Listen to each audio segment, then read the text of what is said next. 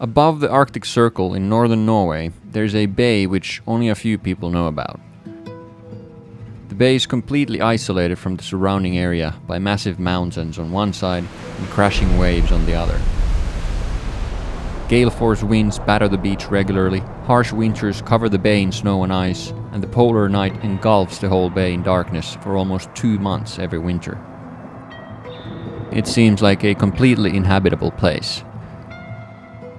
Yet 14 years ago, 2 surfers found their way to the bay with little more than rucksacks in their backs and surfboards in their hands, and somehow they survived for 9 months in that bay. What remains of their incredible story is a small hut, hidden somewhere in the bay, a hut that is surrounded by mystery. Where did they find all the wood? How did they stay warm? Where did they get food? And most importantly, why? Why did they spend 9 months in that inhabitable bay? To find some answers and to understand their story better, we decided to drive 1,000 miles up the coast of Norway to find that cabin and to attempt to live in the bay just like they did all those years ago.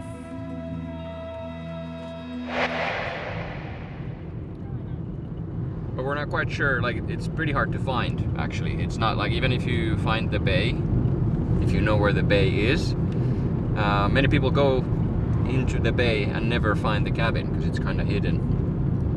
So we're hoping that we can actually find it, and we don't have that much sunlight left, so it's gonna be a tricky thing.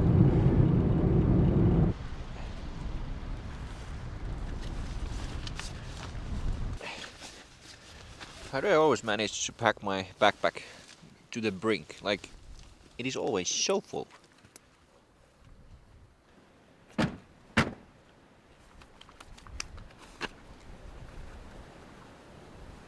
That way. Yeah, the reason why we haven't told anyone where it is because we want people to go there and kind of have that experience of finding something themselves. Yeah. And not just following a guidebook and see, I heard this is beautiful, yeah, check, it was beautiful, but just going and not knowing that much and just, wow, this is amazing and I found it. So it's like my experience. I'm not repeating someone else's experience. Yeah. We want people to go out and follow their own adventures and do their own great ideas. So that's why we never told anyone where it is. I'm like a human kite here. Ooh. We're trying to be at the cabin before it gets dark. So it might be hard to find the cabin even when it's light. So if it gets dark, I don't know if we can find it. That would be great. We just can't find it, and then we need to sleep outside and it starts raining and pouring. Oh wow. Holy crap. That looks insanely magnificent. And now we're on the beach. A minute ago it was snow. Now it's sand beach.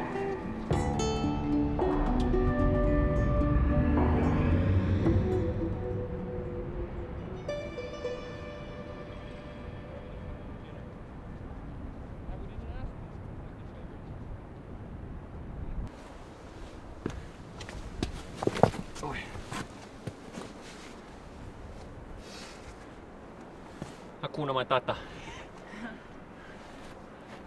Let's see inside.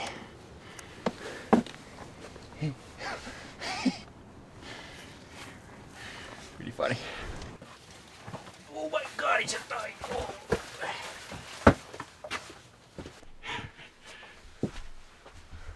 Oh my god. There's even sleeping pads here. What the hell? Someone's boxers, of course. What the hell is that? They actually have water coming out of that thing? Condoms. And one condom. Alrighty. Quite cozy.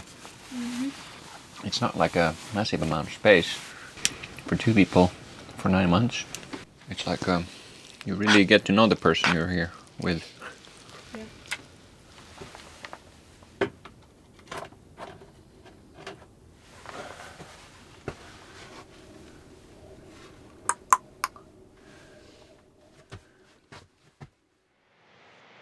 Bukta vår. Her vi skal bo. Har vi vært her et par dager, og vi har teltplass her. Her blir huset. Fra her til hit, cirka. Den skal holdes i ly for vær og vind. So I'm no expert at building things or woodwork, but the basic construction of this cabin looks pretty simple. I think they had like two big boulders next to each other. Then they added some supporting beams between those boulders, and then they put a lot of planks on those supporting beams, and then they piled these rocks around the house and added some dirt on the ceiling. And in the simplest terms, that seems to be the way they built this. What makes it magnificent is that they literally built this from stuff they found on the beach. If you look at the windows closely, I think that is a door from a laundry machine. That is definitely what it looks like. The fact that they found that on the beach. How long did it take to build it? I think actually like we moved in after around 2 weeks. But then we kept building and building and building small, Yeah. improving it. But we had the roof after 2 weeks. And when you went there, you didn't really even know where you're gonna put it. You just went there and were like, "Oh, this looks Yeah. good." Okay.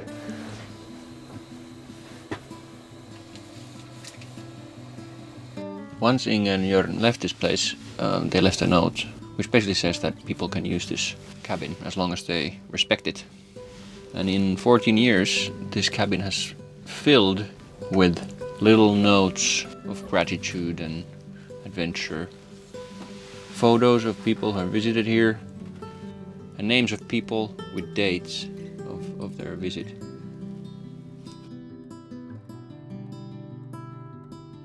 It's just quite eye-opening that they just came to this beach, and they just found all the stuff from the beach, built a cabin and lived in it.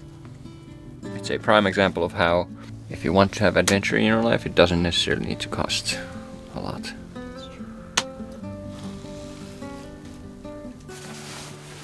Oh man, my feet smell like crazy. They do. Yeah, they do. Oh God. What the hell is in those? What do you mean? What the hell is in those? In those shoes and those socks? What the hell is that? It's these shoes. What the hell? Oh God.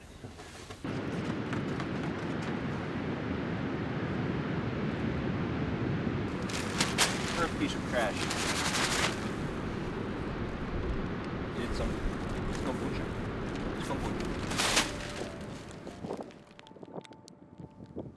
And yeah, how much trash did you Gather pick up? 3 tons that we got out of the bay.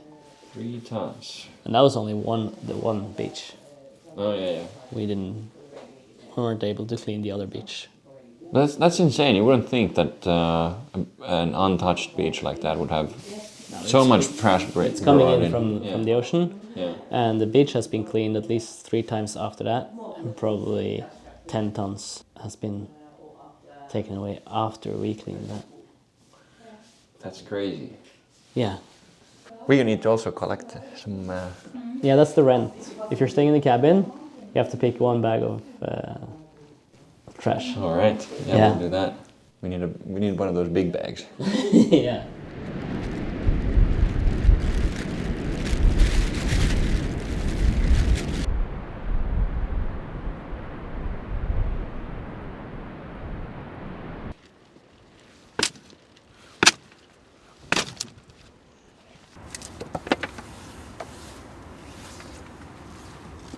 And yeah, you said you were never bored, even though people could think that you were bored at some point. But No, it was too many things to do. yeah. Fixes to be done and Yeah. waves to be surfed and. Yeah.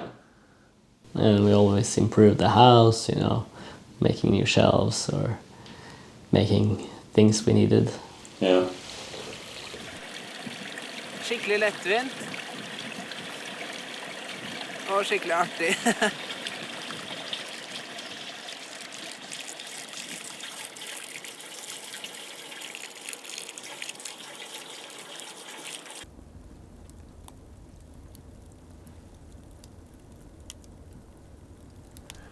this is the amount of wood we were able to chop one day. It should be set if it dries. Most of it is pretty wet, so we're not quite sure if it's gonna dry before tomorrow when we would need it the most.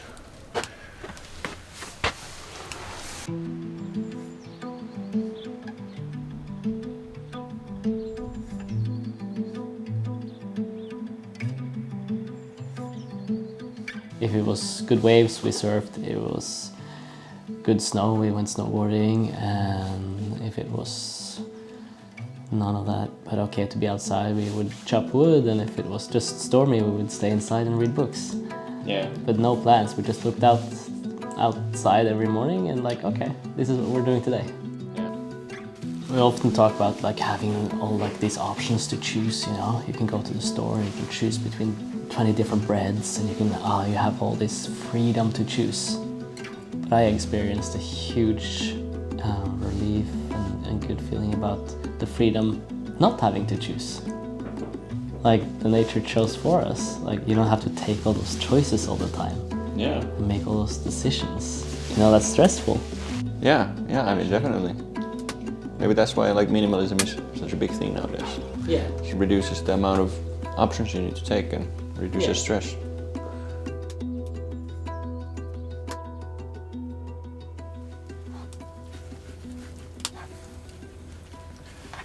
Felt kind of disconnected from other stuff, and then the time just flew by. Yeah.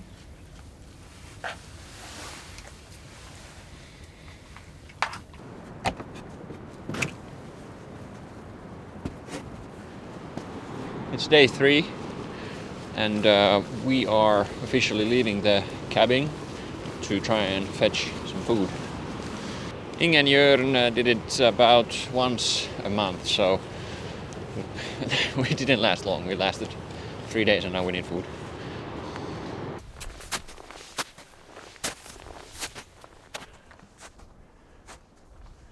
Almost at the top.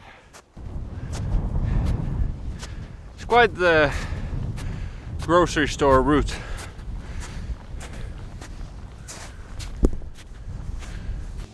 But I remember when we went back for around Christmas, it was a super heavy storm the day we left. So we saw like 2 or 3 meters visibility, and we had snow up to our waist and like walking. The wind was so hard so we couldn't stand, you know. So it was like, you know, the war scenes where like you run and you throw yourself down and wait for the wind to calm down, and we can walk a couple of meters more and go down because the wind was like so crazy. Yeah.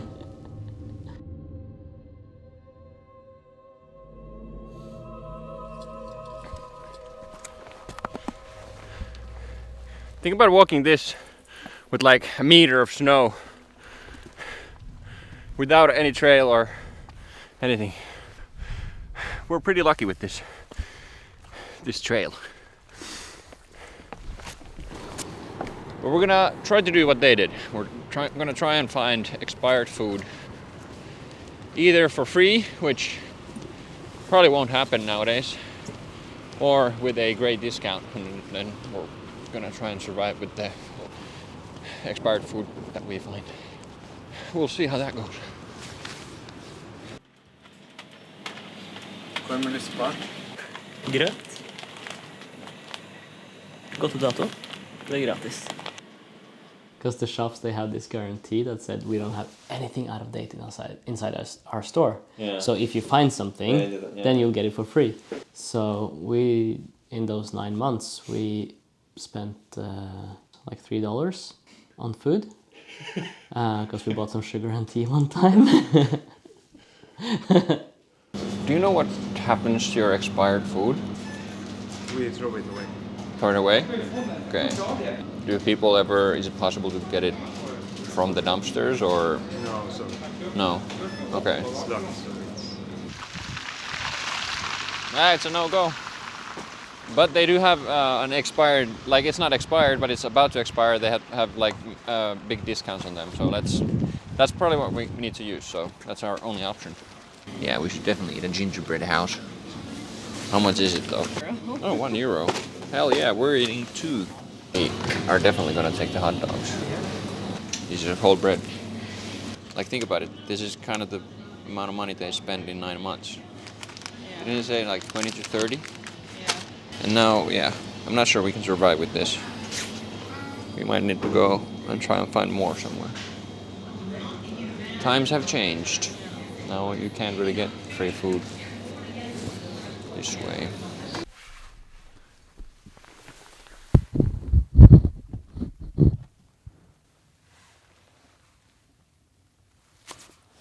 The bread is a bit dry. Well, I don't think nothing happens when I chew on it. And then you can take a sausage, put it on the bread, and you got dry bread with sausage.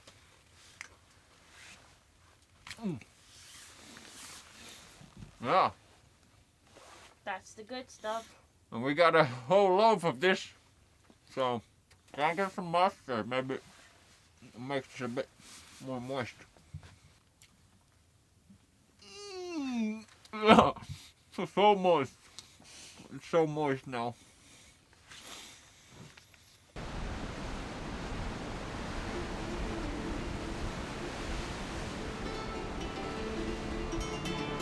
How hard is it, by the way, to surf there? Because I'm definitely a beginner surfer, so I was thinking if I can even try surfing there, or is it like... Yeah, I think if you just surf on the beach here, it's fine. Cool. But don't. There are some currents, so don't go out on the sides, in front of here. Yeah.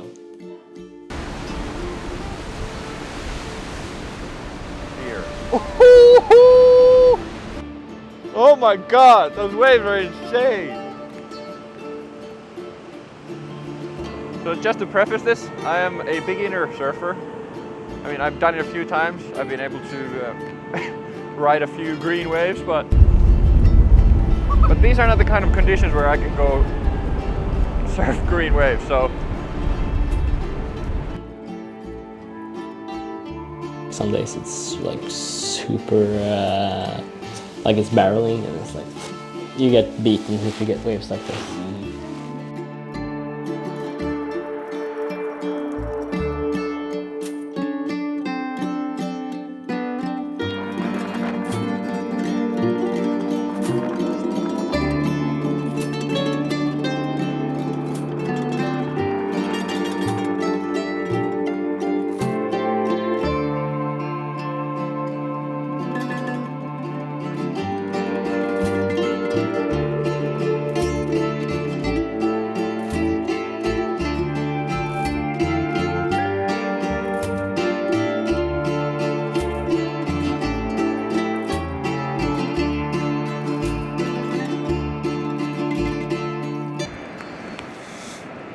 I really wanted to get some cool surfing footage from here, but I just gotta be honest and admit that this is still way above my skill level. Especially on a day like this. Like, yeah, no way I can surf here yet.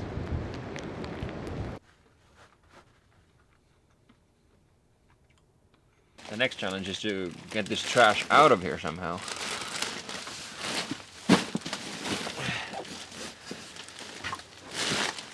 I don't know. I do have some webbing, so maybe we can attach it to my backpack.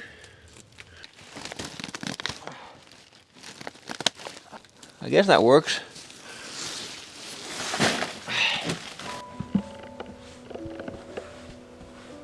What was the toughest period or day or moment? Like something that you really remember that was like a bad day? The bad days were when we were leaving. Yeah, because we didn't want to leave, so because we just had a great time all the time. And like if we were low on food or low on batteries, we're like, okay, let's stay a couple of days more. We can just eat like really simple food and then we can stay a couple of days more instead of leaving. We didn't want to leave. Yeah.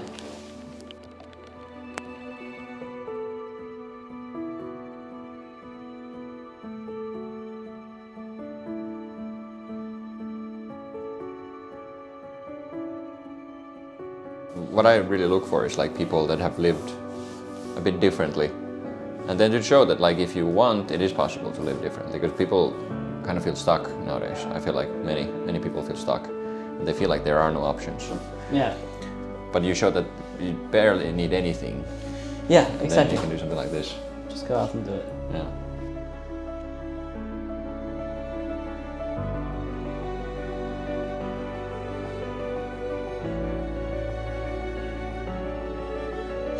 There are too many crazy ideas that are not like seen through because people are like, they're just talking about it. Yeah. Oh, it would be so cool to do this, it would be so cool to do that. Yeah, we should do it then. Yeah.